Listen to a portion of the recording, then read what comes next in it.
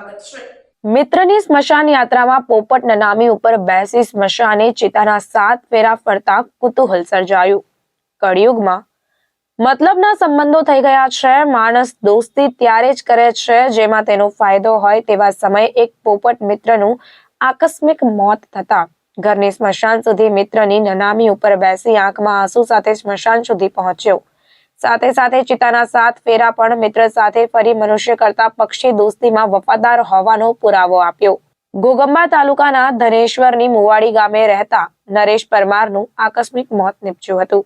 તેમની નનામી તૈયાર કરાઈ ત્યારે એક પોપટ નનામી ઉપર બેસી ગયો હતો અને ગ્રામજનોએ તેને ભગાડવાનો પ્રયત્ન કર્યો, પરંતુ પોપટ ઉડીને ત્યાં જ બેસી જતા લોકોએ ભગવાનની મરજી સમજીને પોપટને નનામી ઉપર બેસવા દીધો હતો। નનામી ઉપર બેઠેલો પોપટ જેની આંખમાં આંસુને નરી આંખે દેખાઈ રહ્યા હતા। મરણ જનાર નરેશભાઈ 2 ભાઈઓ વચ્ચે એકનો એક પુત્ર હતો। તેમના કાકા ગમીરસિંહ પરમાર ઝેરબાઈ માતા તથા ભાતીજી મહારાજના પૂજારી છે। તેઓ ખોડિયાર માતાજીની પણ પૂજા કરે છે। પૂજાના સમયે નરેશ મંદિર પાસે રહેતા પક્ષીઓને દાણા ખવડાવતો અને પાણી પીવડાવતો હોય।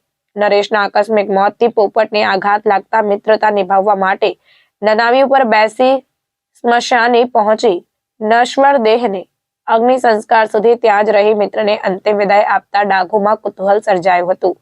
આજના મતલબી યુગમાં માણસાઈ મરી પરવારી છે ત્યારે એક એવા અબોલા પક્ષીએ મતલબી મિત્રોના ગાલ ઉપર તમાચો માર્યો હતો।